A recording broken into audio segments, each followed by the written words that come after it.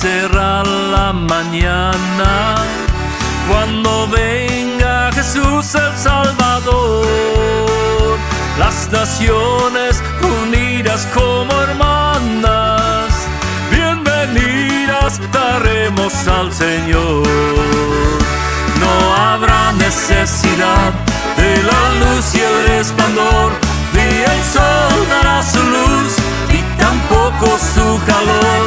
Allí llanto no habrá, ni tristeza ni dolor, porque entonces Jesús, el Rey del cielo, para siempre será el Consolador.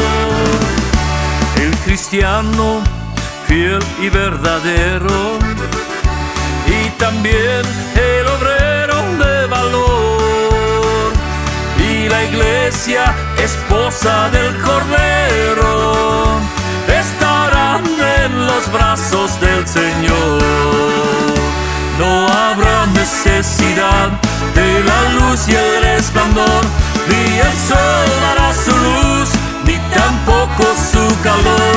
Allí llanto no habrá, ni tristeza ni dolor, porque entonces Jesús, el Rey del cielo, para siempre será el Consolador.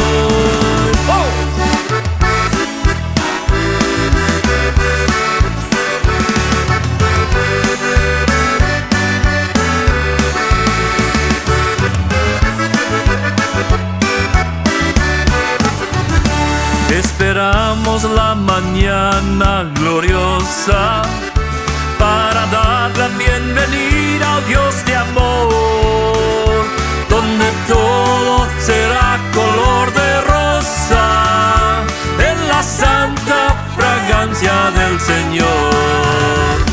No habrá necesidad de la luz y el resplandor, ni el sol dará su luz, ni tampoco su calor.